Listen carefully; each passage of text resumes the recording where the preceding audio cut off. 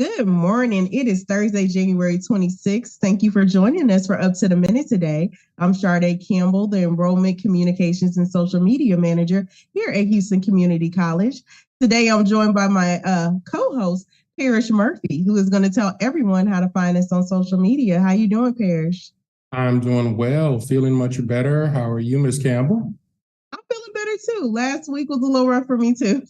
Yeah, beginning of the week wasn't kind to me at all, but all is well. You can catch us.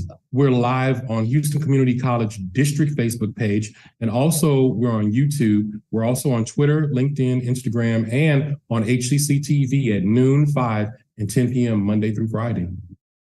All right, so multiple places, multiple times to catch us. And Thursday is our family fun day here on Up to the Minute. We're visiting with a man on a mission to make the sport of fencing more affordable than the average Joe. Joining us to talk about that a little bit later is Timothy Guerno. Good morning, Timothy. Hey, how you doing? Thanks, Sade. You and Parrish are going to connect in just a little bit. But first, we're featuring our HCC college presidents, like the next guest, as students begin their classes. We'd like to welcome to the show Dr. Mudassar Siddiqui, who is the president of HCC Central. Good morning, Dr. Siddiqui. Good morning, Sade, and all on the call. Thanks for having me. And the weather looks very attractive. You know, it's very cold, but it's not very cold at the same time. I have to agree. I came downstairs this morning to my studio and I was like, oh, we have light, so I don't have to try to do a lot. Well, welcome back to the show, Dr. Siddiqui. Let's begin with what you're calling a rebound year for HCC Central this spring.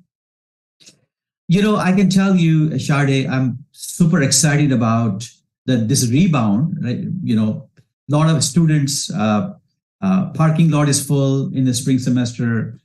First day of the semester, I was on the campus, and I met many students. They are walking toward their classes.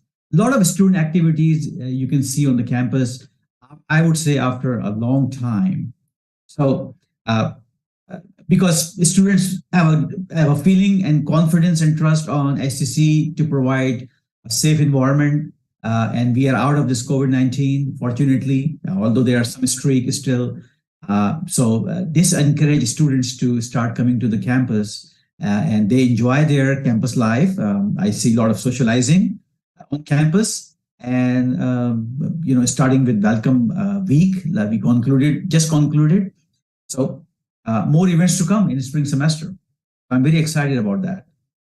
Yeah, I was on an operations call, and your COO was really excited the first day of school. She was like, I see a full parking lot, and I'm hoping that is an indication of a return to an increase in enrollment. So I know you said it was a rebound. We don't just have people on the campus. They are there taking their classes, and we're seeing that uptick at Central, huh?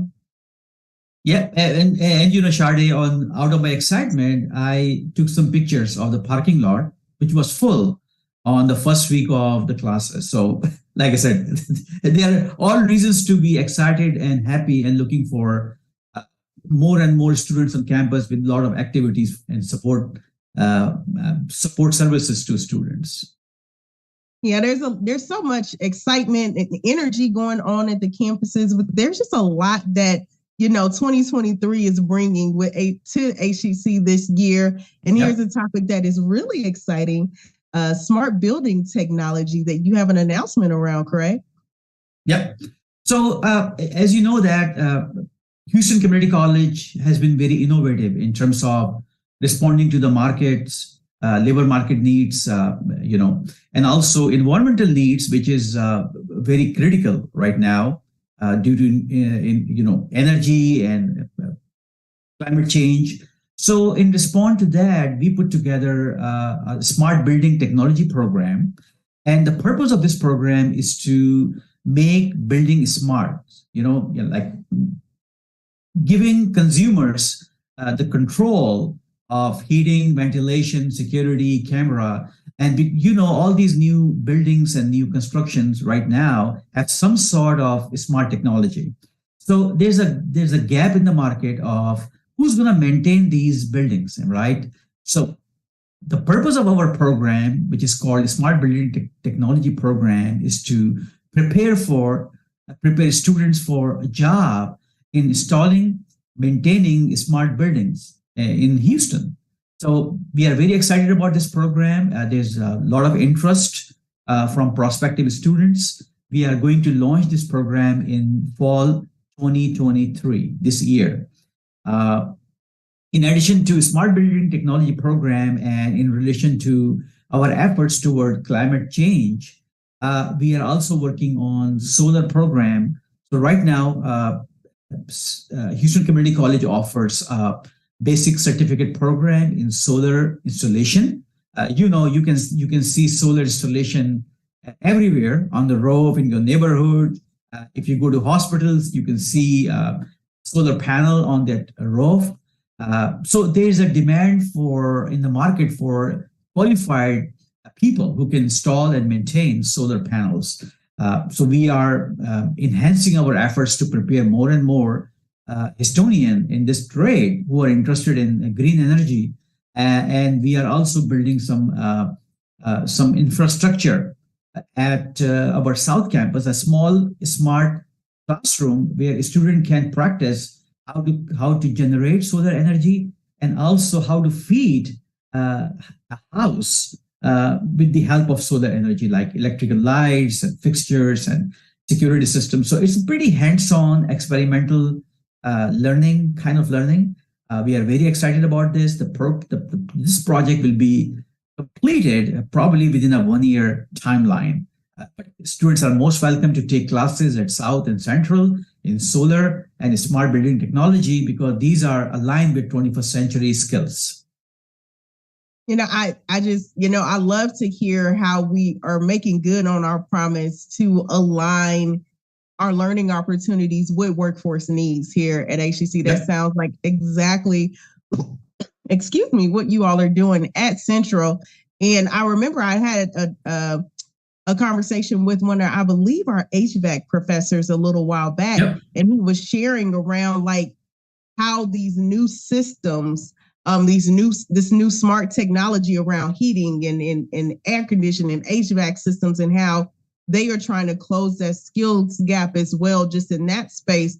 So bringing that all together under your program starting this fall around just like how do you maintain a quote unquote smart building or infrastructure is really exciting. And Sade, in addition to that, students do not necessarily have to be building engineer for that, right? We provide basic training at very affordable cost at HCC. They can equip themselves with the skills and start working just after the program.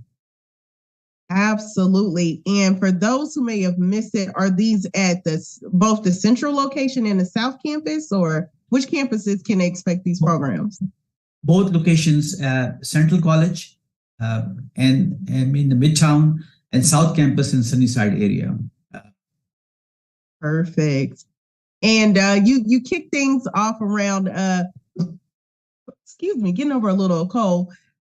Those events that you saw on campus, especially Welcome Back Week, and you have quite the bustling student life over there at Central.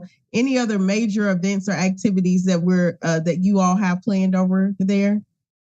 So as I mentioned before, student life. Our student life department is super active. All the people who work there. They just concluded their Welcome Week. A large number of students participated in Welcome Week. They learned about programs, services that Houston Community College offers. A lot of festivities. Also, we just celebrated the Lunar New Year. You can see a lot of pictures on the Facebook and LinkedIn and other social media. A lot of students participated in that New Year celebration. Upcoming events at Central are including Mardi Gras and, of course, our Black History Month in February. So, a lot of events. in the Oh, schedule. sorry about that. You all are having some exciting things going on this Black History Month, which we're going to blink and it's going to be February. Tell us about your first ever, I think, resource fair dedicated to Black-owned businesses. So we in observance of Black History Month, a team at Central College decided to host a resource fair. We are inviting community groups, organizations, and other entities who are engaged in community service, providing supports and assistance, and so also include Black-owned businesses. And the purpose is to inform our students what kind of services are available in the community and they can access. We learn over the period of time, our students sometimes do not know what is available to them, am I right? Next to their home. Next to their home means in their area, in their neighborhood. So this program is scheduled for February 23rd, Thursday, 10 a.m. So please come and see and join us for the resource fair. I promise you, you will get something out of it, some knowledge, some new knowledge, I would say, and you will meet faculty and staff on the same day at Central College. So please come over. Awesome. That resource fair is scheduled on Thursday, February 23rd at 10 a.m. So look forward to that. We'll be sure to announce that on the show. Thank you so much for coming on the show, Dr. Siddiqui, and for your leadership. Such great things going on at our HCC Central College. We'll have more information posted after the show, especially if you want to learn about those new programs coming up at Central College. Thanks so much for joining us, Dr. Siddiqui. Thanks for having me. All right, I'm going to kick it over to Parrish, who has a guest that has some exciting things in store for our students.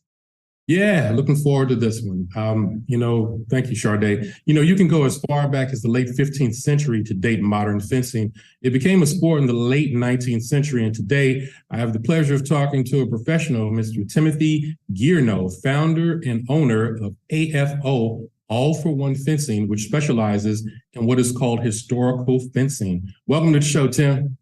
Hey, thanks, Parrish. Nice to be here.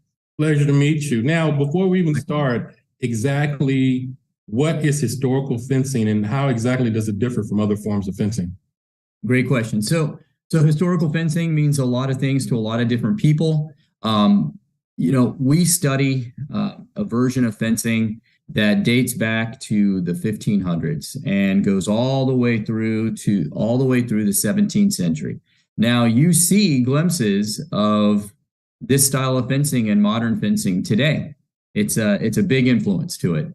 And so we study the rapier, and it's a civilian weapon that was used in the period. And we couple it with rapier dagger, rapier cape, rapier bugler, because if you were a civilian or a soldier during that period, you studied and you were able to use multiple weapons that you would use in civilian life as well as on the battlefield. So that's what we've been pursuing for the last almost decade. So growing up as a kid, I really enjoyed watching fencing. There was something about a duel with swords that was just really great. I watched movies from Alibaba and the 40 Thieves to Sinbad movies to Zorro movies to the Three Musketeer movies. Now, in retrospect, just thinking about this, all of them use different types of swords. Especially the Middle Eastern swords were bigger, they were heavier. One of my favorite movies, Conan the Barbarian, they were heavy swords, things like that. Does the type of sword you use dictate the type of fencing you do? No. So that's a great question. So a sword, and people might debate this with me, but I've been studying fencing since 1998. And what I've noticed, having used all sorts of swords, is the sword is the tool. Right? And you might see online people that say, hey, rapier versus longsword or rapier versus falchion or whatever, right? It's about the captain who sails the ship, meaning the person that's handling the weapon, right? It's their performance that controls the action of the sword. And all the theories in the sword are basically the same. Now, there might be differences as far as length of sword or if it's two-handed sword or whatnot, but the whole goal in a duel, as you mentioned, is what? To be hit without being hit. So there's theories, just like in boxing with distance and tempo, those type of theories apply throughout all of martial arts and fencing. Great. Now, we talked about historical fencing a little earlier. How did you get started in it? Yeah, so I actually got started at 1998 at University of Houston. I went to HCC as well, and it was a great place for me to kind of figure out what I wanted to do with my life. I didn't know, so I was like, you know what, I'm going to go to HCC. I'm going to go take some classes. I'm going to get involved in the community, and it really gave me direction. So then when I went to U of H, kind of had an idea of what I wanted to do, but you know what? I didn't have any discipline, man. I was all over the place, and fencing really reined me in. It gave me that discipline to be able to harness that creativity, that energy, to be able to pursue things outside of fencing. But I learned a lot of those type of values and skills and discipline inside of fence. I started at U of H. And, I started at the age of 24 when most professional type fencers that are trying to go to the Olympics are retiring. And so I was smitten with fencing. I thought it was amazing. And so I got all involved in fencing, started studying it. Within 4 years, I was able to qualify as a Division I competitor at the Olympic level. So I was basically competing with, say, the top 100 in the United States in fencing. And just so you know, there was and I was fencing with saber, right, which is a cutting and thrusting weapon. And there was no coaches in Houston that taught professionally how to fence with a saber at that time. I just had to do it by watching videos and working my butt off. And so within 4 years, I was able to get to Division I. Then I did get a coach and started training with them just like crazy, and was able to get invited to the Division I national championships, which is basically the top 65 in the United States. And did that for a number of years, and then took a step back from that after, you want to move on and get into your professional life. Wow. So you went from a swashbuckler to an Olympian swordsman, huh? Well, I didn't get into the Olympics, but I did get to train with the Olympic team, got to train on multiple occasions. It was a great experience. And it just taught me a lot of skills that I was able to take with me even to today. Great. Now, you teach a class now. I do. Tell me a little bit about your fencing class and what kind of things you do in your fencing class. Right. So first off, the school's called All for One. And there was a reason why it's called All for One. Fencing should be for everybody. And at our class, we take you from the ground up. So if you're a beginner walking in, no worries. 99% of anyone that shows up has never even held a sword. And so we take you through, we start getting you into fencing shape, which is a little bit different than what I would call walking around shape. We teach you the basics of movement. We teach you how to hold the sword. We teach you all the blade work drills to be able to execute actions and fencing actions with the sword, coupled with all the footwork. And we do that over time. And then we have the loaner safety gear for beginners to come out, and eventually they start to actually spar with other students. And we look at it like a mentor program. So as people get better, they help the new people. And that's how we all come up together, hence All for One. Great. In your class, do you practice a certain fencing style, or do you teach multiple styles? Yeah, it's a great one. So we study a gentleman called Francesco Marcelli. He's a family of maestros. The Marcelli family started in the early 1500s, and they went all the way through the 17th century. And this family, they're a Neapolitan family, so in Italy, southern Italy. And their style of fencing, you see it even today in modern fencing. And I think it's a great system to study because it takes all these hundreds and hundreds of years of fencing. And at the pinnacle in the late 17th century, the last son wrote a book.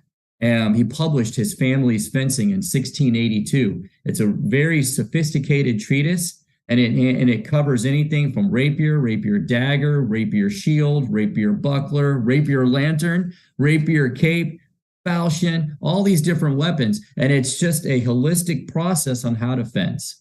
And it takes you from beginner to advanced. That's great. Man, time flies when you're having fun. I got 2 quick questions for you before we get out of here. fencing has been considered a sport for the rich for a long time. Why is that? Is it because it's expensive? It's hellishly expensive. If you're gonna, when I was at U of H, I was working 3 jobs to pay for my education and pay for my fencing. And I was like, yeah, I wanted to create a fencing program because of all the benefits I learned from it. Because it was a game changer, if you will.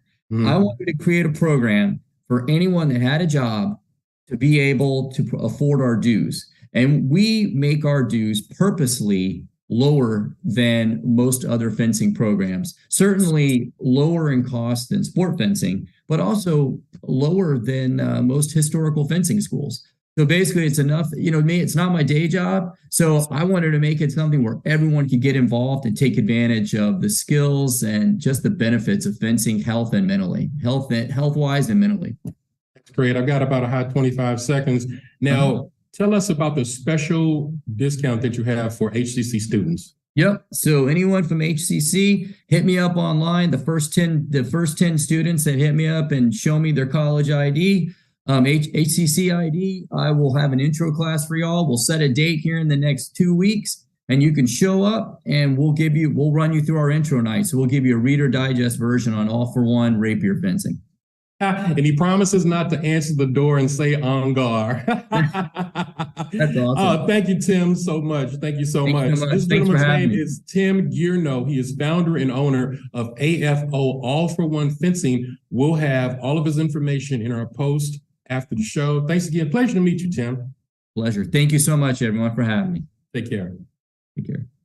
Mrs. Campbell, how are you today?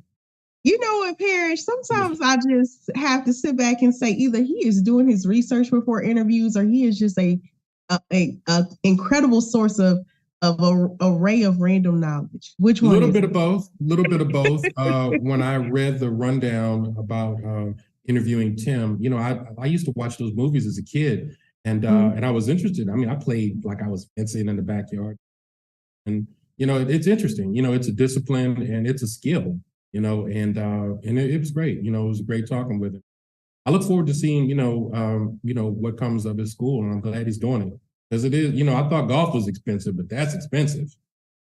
Yeah, absolutely. And for most, even in higher income ISDs, I don't really see fencing as an option. So it was great to learn more about something that dates so far back. Well, think about it. People use swords to defend themselves and was a form of protection for many years until the advent of gunpowder. When gunpowder came on the scene, it began to evolve and things like that. And that kind of changed the game. So, it became a not a lost art, but it became an art more than it was a day-to-day, thing. Defense mechanism. Yeah, absolutely. Well, I think you mentioning that you used to practice and watch those movies is a great segue into our first announcement, which is an open call for spring drama productions. Do you want to shine on stage, backstage? Come audition or sign up for HCC Spring Productions at Central, Southwest, and Northwest. This open call is for all HCC students and no experience is necessary. It'll be from 6 to 8:30 p.m. Wednesday, February 1st. So real soon at HCC Central Campus, contact the Drama Department Coordinator, Deborah Schultz, with questions. We'll have her email and information posted after the show. Learn the importance of good bookkeeping practices and how they relate to the overall financial health of your business from MBDA's Pandemic Recovery Center. This happens noon to 1 p.m. Wednesday, February 15th. On Zoom, and it's free. Check our post on the show. Check our post after the show for more details to register. Yes, and we want to definitely remind students as we transition into more of an enrollment-driven mindset. Second Start is upon us, and that payment plans are available for you to make your payments in installments and making sure that you protect your classes from being dropped. If you or someone has a remaining balance with HCC, remember to sign up for a payment plan to avoid being dropped. Information will be posted after the show. Okay, and a faculty member and artist, Natalie Stovall, is holding a solo expedition of her work inspired by her reflections and experiences during a road trip from the American Southwest to the southern East Coast, to the southern East Coast. Through April the 6th, it's going to be at HCC's Northwest Spring Branch Gallery, and it's absolutely free. Check our post and after the show for more details where you can register on the link. Yes, a couple announcements from financial aid, reminders to make sure you check that to-do list in My Eagle, log into My Eagle, sign in, and select a checklist to view any financial aid to-dos you may have leading up to more spring enrollment or just making sure you're in good standing. In addition, there will be work study opportunities. If you're looking for a work study job, for those who don't know, work study is a part of your financial aid package and allows you to work to earn your award for the semester. Eligible work study students are encouraged to take advantage of this program and to reach out to financial aid to learn more about upcoming job fairs. Information will be posted after the show. And did somebody say registration? Though we're in the spring semester, registration has begun. HCC students can still enroll in upcoming smaller, more intensive spring sessions. All spring courses offer in-person and online options. It's the usual suspects. Online anytime, online on a schedule, hybrid in-person, as well as hybrid lab. And to learn more about HCC's programs, start dates, and options to cover costs, go to hccs.edu/apply. That's hccs.edu/apply.